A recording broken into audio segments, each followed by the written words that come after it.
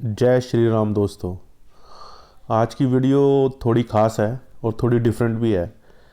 Actually मेरा काफ़ी जो ध्यान है वो श्री राम में है।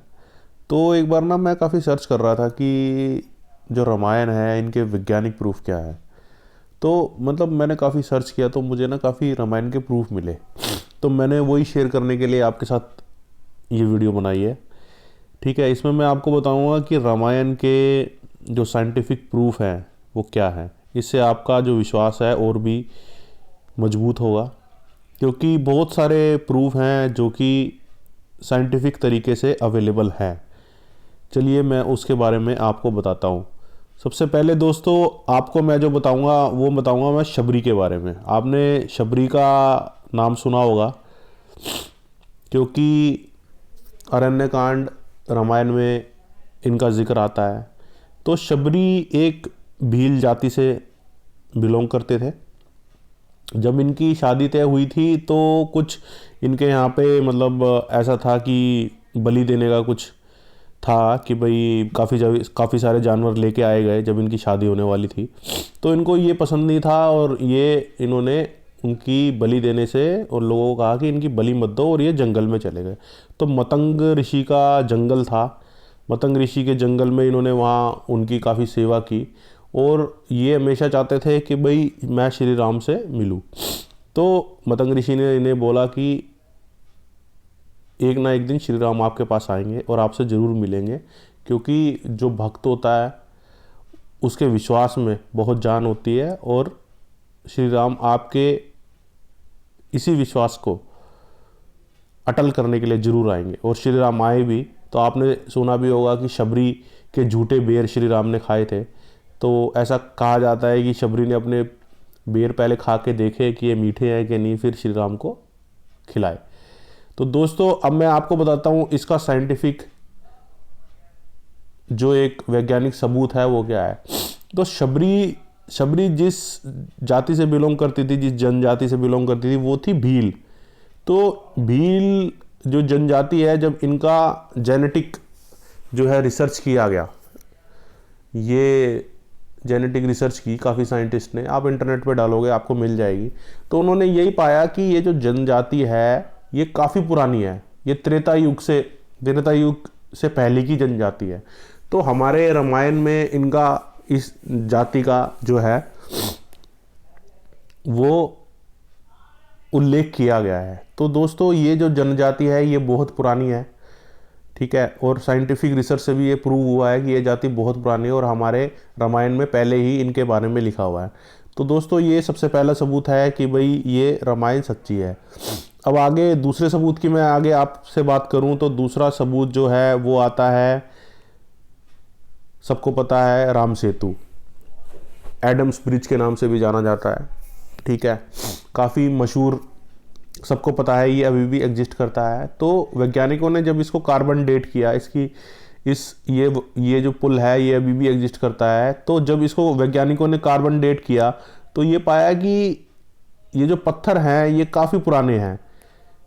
जो इस पे मिट्टी है, मिट्टी तो खैर बाद में जमी होगी, मिट्टी पत्थरों से नहीं है, लेकिन पत्थर बहुत पुराने हैं और वो पत्थर यहाँ के नहीं है, कहीं से लाके डाले गए हैं। तो दोस्तों ये तो वैज्ञानिकों ने भी प्रूव किया। ये नासा की इमेज है जो आप देख सकते हैं। ये अभी भी ये पुल है जो श्रीलंका को इंडिया से जोड़ता है। तो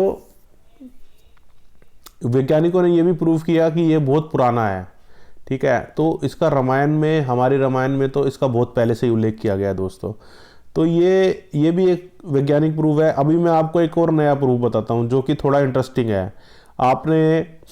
आपने बात सुनी होगी कि सुंदरकांड में ये एक बात आती है कि जो रावण है, रावण की जो लंका है उसका जो रक्षा करते हैं वो चार दांत वाले हाथी करते हैं। तो पहले तो किसी को पता भी नहीं था कि चार दांत वाले हाथी हैं, ठीक है। लोग सब एक ही कल्पना सोचते थे, लेकिन मैक्सिको में इसका पूरा स्ट्रक्चर पाया गया है। तो इस बात से ये प्रूव हो गया है कि चार दांत वाले हाथी थे, ठीक है। और ये हमारे रामायण में बहुत पहले से लिखा हुआ है कि इनके बारे में उल्लेख किया गया है कि भाई रामायण की जो रावण की जो लंका थी उसकी जो रक्षा थे ये हाथी करते थे। तो दोस्तों साइंटिफिक तरीके से ये ऐसा इनका स्ट्रक्चर अभी भी पाया गया है।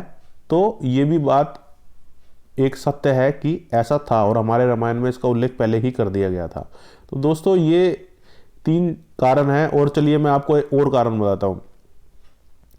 जो रामायण में काफ़ी जड़ी बूटियों और काफ़ी जगहों का उल्लेख किया गया है। अशोक वाटिका, ठीक है, संजीवनी जो पहाड़ था जिसे हनुमान जी उठा के ले गए थे, तो काफ़ी उल्लेख है।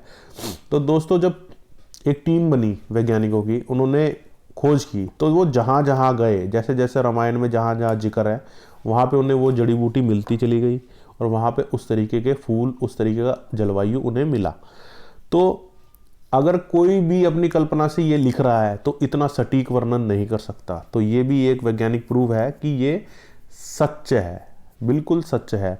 तो अभी भी अशोक वाटिका आप जाओगे ना, श्रीलंका में है। और जहाँ जो पर्वत हनुमान जी उठा के ले गए थे, अभी भी वो पर्वत है रूसा मल्ला, श्रीलंका में रूसा मल्ला के पर्वत हैं, जहाँ की मिट्टी, जहाँ के फूल, जहाँ की जड़ी बूटियाँ बिल्कुल आसपास पाए जाने वालों से बिल्कुल डिफरेंट है। तो ये सब यही प्रूव करता है कि ये चीज़ें वहाँ ले जाके रख दी गई थी, जो कि हमारे रामायण में इसका बहुत पहले से ही उल्लेख किया गया है। तो ये भी एक वैज्ञानिक प्रूफ था। तो दोस्तों आगे चलो, आगे मैं आपको एक और प्रूफ बताता हूँ जिसमें आपको पता है नहीं पता, मेरे को नहीं पता, लेकिन बर्मा, इंडोनेशिया, फिलीपींस, यहाँ तक कि चाइना में भी एक स्टोरी प्रचलित है। ये सब रामायण, इनमें सब में रामायण गाई जाती है। रामायण रामायण ये सब जो आप देख रहे हैं ना, वहाँ पे रामायण है, उनके अपने लैंग्वेज में लिखी हुई रामायण है उनके पास। तो राम का उल्लेख है वहाँ पे। तो ये सब मतलब हैं श्री रामचंद्र, ये सब दिखाता है कि ये सब घटनाएं जो थी ये बिल्कुल सच्ची थी। हमारे श्री राम, ये रामायण जो लिखी गई है बिल्कुल सच है। काफ़ी सारे और भी प्रूफ हैं, आप मतलब डिटेल में इंटरनेट पे इतना सारा डेटा है, आप एनालाइज करो, सब सही है। लेकिन ये है कि भाई अब काफ़ी दिन हो गए, तो सिक्के वगैरह कहीं ना कहीं तो सिक्के वगैरह भी मिलेंगे। देखो आप कभी ना कभी मतलब ये सब जो हैं ये भी मिलते भी रहते हैं और मिले भी हैं, ऐसी बात नहीं है। तो अगर मैं वैज्ञानिक रूप से बोलूँ तो रामायण बिल्कुल सही है और रामायण बिल्कुल सच्ची है। मेरा तो काफ़ी विश्वास है, आशा करता हूँ कि आपका भी विश्वास इसमें बढ़ा ही होगा। तो दोस्तों आज की वीडियो में इतना ही था। अगली वीडियो में लेके आऊँगा, देखते हैं उसके अंदर भगवान मुझसे किस बारे में वीडियो बनवाते हैं। तो आज की वीडियो में इतना ही था। थैंक यू, धन्यवाद, टाटा, बाय बाय।